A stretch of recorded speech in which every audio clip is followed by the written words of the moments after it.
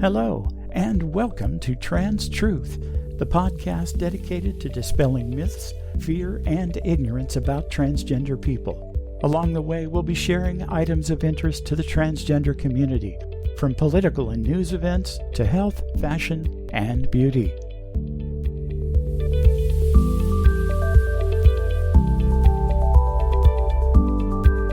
And now, let's have a look at some news items that should be of interest to our listeners.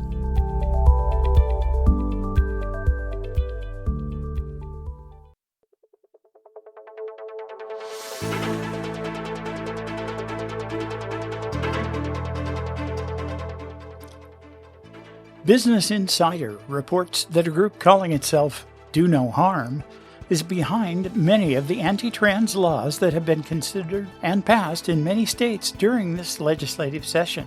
The Associated Press analyzed 130 bills across 40 states, finding common language attributable to a group called Do No Harm. Do No Harm is one of several right-wing hate groups advocating against trans inclusion in healthcare. Nearly identical pieces of anti-LGBTQ legislation are popping up in state legislatures across the country, and it's no coincidence.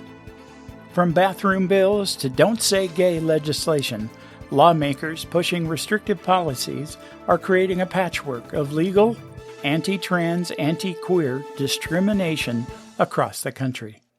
The Associated Press, after analyzing those 130 bills, discovered that much of the wording from these anti-trans bills comes from conservative hate groups like Do No Harm and the Family Research Council. If you know anything about medicine, you'll probably recognize the irony of a group calling itself Do No Harm, arguing to ban life-saving health care for trans people. The promise of primum non nocere, or first do no harm, has been a fundamental guiding principle of healers since the time of the Greeks. It was the first thing I learned when studying to become a paramedic, and it's one of the first things that doctors learn as they enter medical school. Anyway, this group of posers wants to pass laws that, according to virtually all of the real experts in the field, will cause harm to transgender individuals. Business Insider is also reporting that a new Russian bill could ban transgender healthcare entirely in that country, along with prohibiting changes to the gender marker on public records. If that sounds familiar, it should. What we'd like to know is if the Republican Party is proud of having the party of Putin imitating them. Some good news out of Southern California. The Lompoc Unified School District has publicly pledged support for transgender youth in that district, with the adoption of a resolution that commits to, quote, a safe and inclusive learning environment for all students, unquote. That commitment will include ongoing professional development for all employees on gender identity issues. We applaud this wise and compassionate position taken by that community's educators. Station KATC, Acadiana's news channel, is reporting that Republican legislators in Louisiana's capital are trying to resurrect a bill that would ban gender-affirming health care for transgender minors. That bill appeared to have been killed when the Republican-dominated Senate Health and Welfare Committee voted 5-4 to sideline the bill. The deciding vote came from Republican Committee Chairman Senator Fred Mills, who had clashed repeatedly with the bill's sponsor. As with many of the virtually identical bills introduced in state legislatures in red states, this bill is filled with claims from conservative hate groups, Christian conservatives, and a small group of physicians, most likely from the group mentioned in our top story. Fortunately, reason held sway with the committee after doctors, psychologists, and transgender residents descended on the state capitol in Baton Rouge. We'll be right back after this brief word from our sponsors.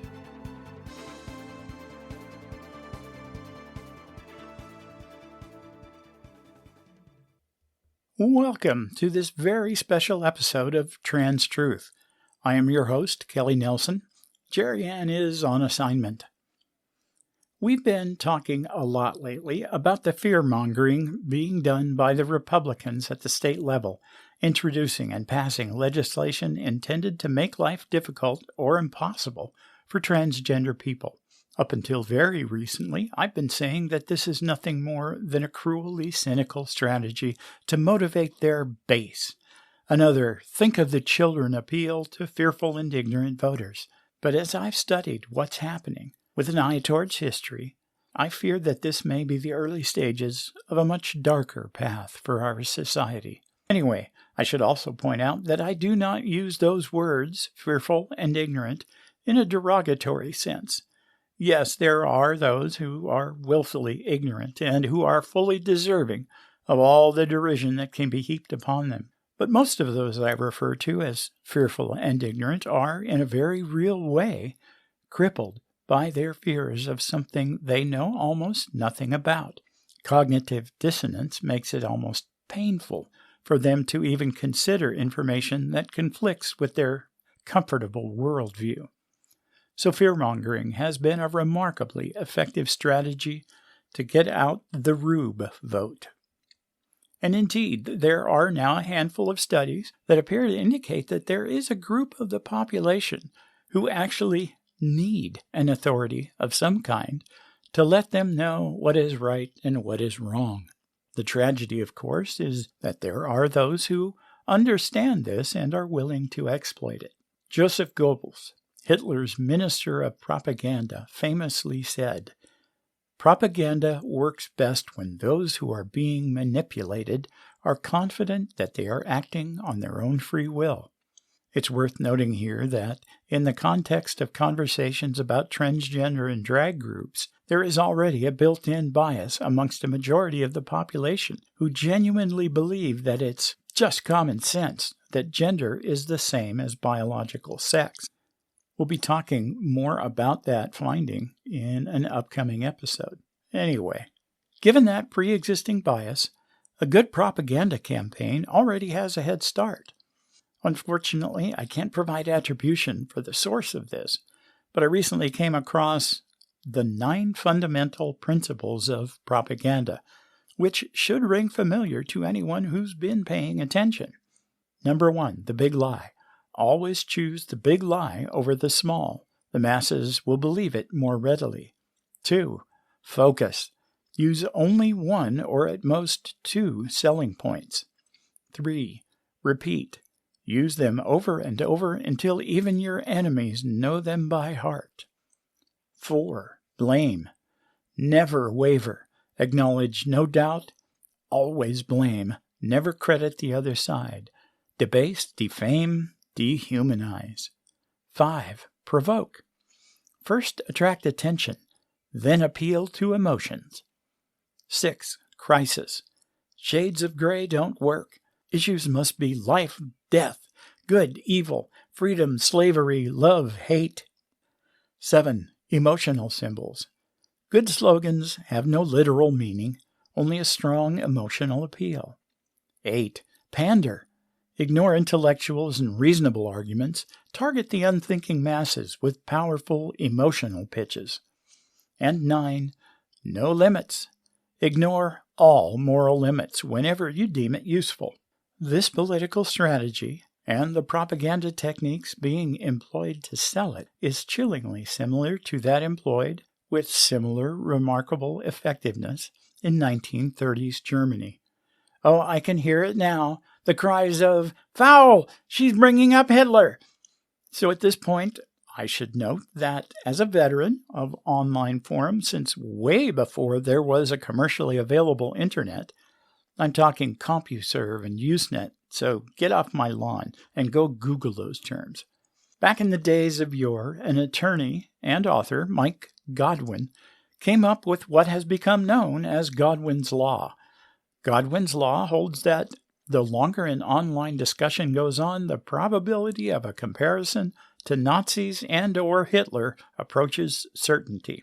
Godwin's law even now enjoys an entry in the Oxford English Dictionary, so it's definitely a thing.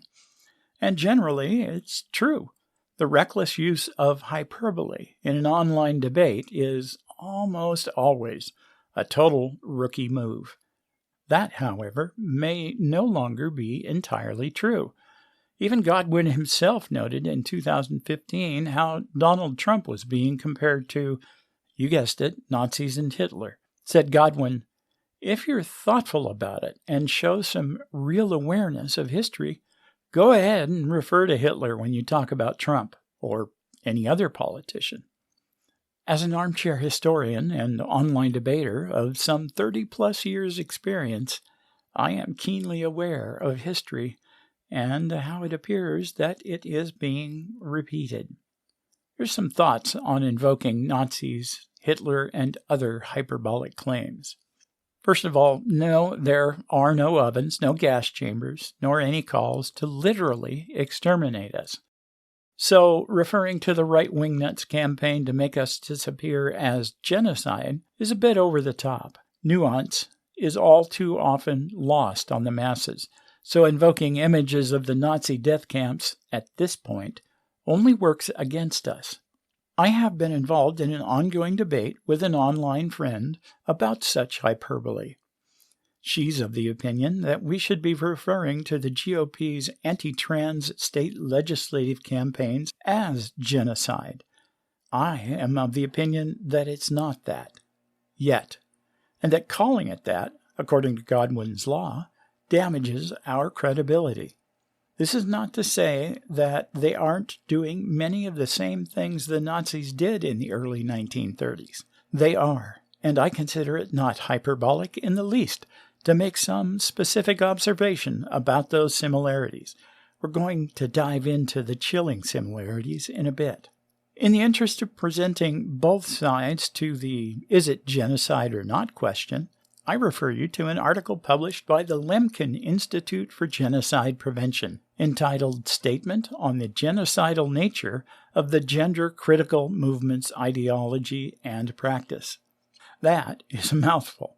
Anyway, as always, there's a link to this very thought-provoking article in the episode notes at www.transtruth.info. In the article, the authors make the case that genocide is a continuous process, and each step along the way can, arguably, be called genocidal. I'd also like to thank my friend for sharing Gregory H. Stanton's 10 Stages of Genocide with me. It provides a very useful framework to view both 1930s Germany and the GOP's hate campaigns in contemporary United States. The list, hosted on the website of the Holocaust Memorial Day Trust, link in the episode notes, says that genocide never just happens. There is always a set of circumstances which occur or which are created to build the climate in which genocide can take place, and that, at each of the earlier stages, there is an opportunity for members of the community or the international community to halt the stages and stop genocide before it happens. These stages are listed and explained as follows. 1. Classification. The differences between people are not respected. There's a division of us and them which can be carried out using stereotypes or excluding people who are perceived to be different. 2. Symbolization. This is a visual manifestation of hatred. Jews in Nazi Europe were forced to wear yellow stars to show that they were different. 3. Discrimination. The dominant group denies civil rights or even citizenship to identified groups. The 1935 Nuremberg laws stripped Jews of their German citizenship, made it illegal for them to do many jobs or to marry German non-Jews. 4. Dehumanization. Those perceived as different are treated with no form of human rights or personal dignity. During the genocide against the Tutsi in Rwanda, Tutsis were referred to as cockroaches. The Nazis referred to Jews as vermin. 5. Organization. Genocides are always planned. Regimes of hatred often train those who go on to carry out the destruction of a people. 6. Polarization. Propaganda begins to be spread by hate groups. The Nazis used the newspaper Der Stürmer to spread and incite messages of hate about Jewish people. 7. Preparation. Perpetrators plan the genocide.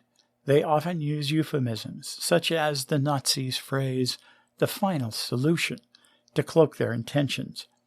They create fear of the victim group, building up armies and weapons. 8. Persecution. Victims are identified because of their ethnicity or religion, and death lists are drawn up.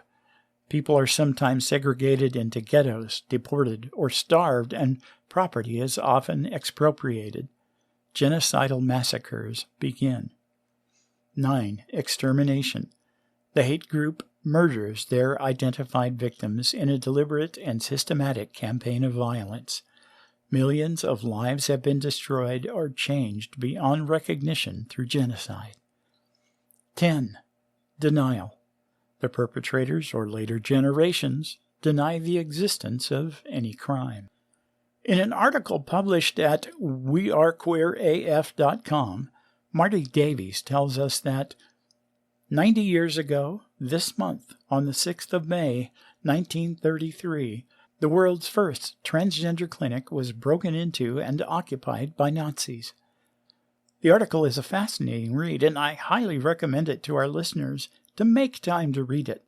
As always, a link to the article is in the notes for this episode on www.transtruth.info, as is a link to another site mentioned in the article that documents the history of that first ever transgender clinic. Again, that article is worth your time, if for no other reason than to acquaint you with the twisted history of the clinic and its founder. Look, it's no secret how Nazi Germany ultimately viewed the Jews. That view was that Jewish people were so vile, so evil, so unworthy of living that they were exterminated by the millions. It would be a mistake to make the claim that the GOP is just like the Nazis who tried to exterminate an entire people. That would be absurdly hyperbolic because the GOP is not calling for genocide in so many words. And in the early 1930s, neither were the Nazis. What they did do during that first 6 years of Hitler's dictatorship was pass hundreds of local, state, regional, and national regulations and decrees which systematically took away the rights and property of Jewish people. And the things that the so-called conservatives are calling for right now are chillingly similar to the anti-Jewish laws and regulations in pre-World War II Germany. To wit, March 31, 1933, the Berlin Commissioner of Health decreed that Jewish doctors would no longer receive compensation from the City Health Insurance Institute for any treatment they provide.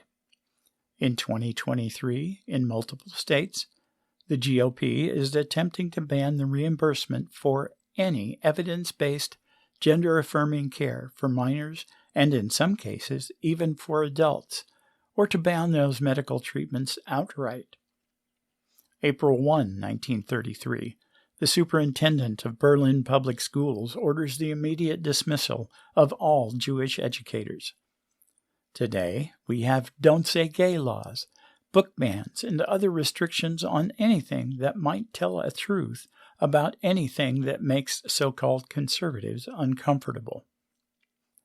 April 7, 1933, the law for the restoration of the professional services removes Jews from government service.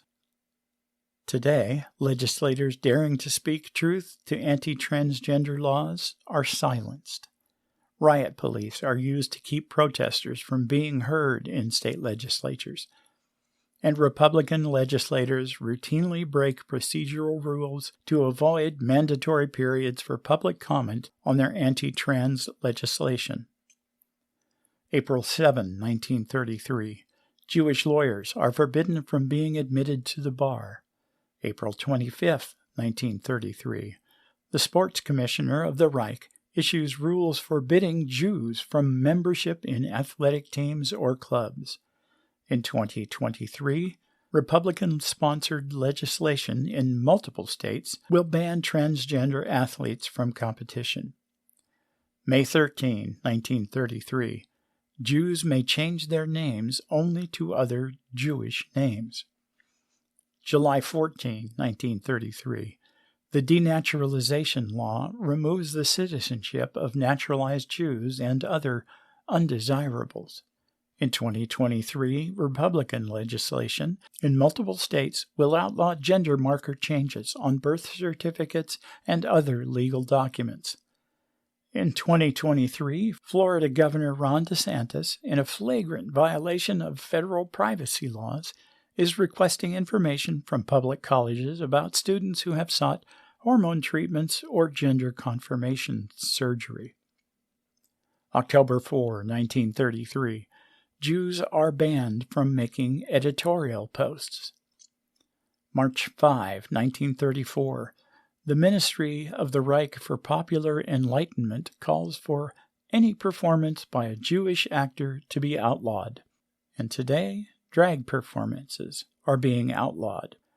Remember, genocide does not just happen. It's a progression of changes in a society or culture, often taking place over years or even decades until, finally, the extermination of the target group becomes acceptable. Let us, each and every one of us, do what we can to avert this possible end by intervening however we can in the early stages. The Trans Truth episodes on activism and ambassadorship should give you some ideas, but if nothing else, just be present. Let the world see who we really are, so that they can more readily realize that we are human beings, that we are their fellow citizens with the same rights to the liberty and justice for all that so many of us pledge to uphold. My friend Rose Bowen says that trans women have two important distinctions for conservatives. They are daily examples of women exercising bodily autonomy, and two, there are very few of them, so most people don't know someone openly transgender, and therefore they are easier to lie about. Thank you, Rose. Point number 2 is why Trans Truth exists and why we felt the need to add a new feature to our website, www.transtruth.info. We've added an FAQ list. Also, on each episode of our podcast, we'll feature one of those frequently asked questions. Look, here's one now. What does transgender mean? As it turns out, that term has become rather slippery. It's been used by the professional community as an umbrella term used to describe any type of atypical expression of gender, and that includes cross-dressers, gender-fluid, non-binary, and transsexuals. Today, however, the term transgender is conventionally reserved for those whose gender identity is other than the gender that they were assigned at birth or their biological sex. Oh yes, we're splitting hairs a bit here, but we do feel that agreeing on the terminology is essential to effective communication, and we are all about effective communication. You've been listening to Trans Truth, the podcast that speaks the truth about what it means to be transgender.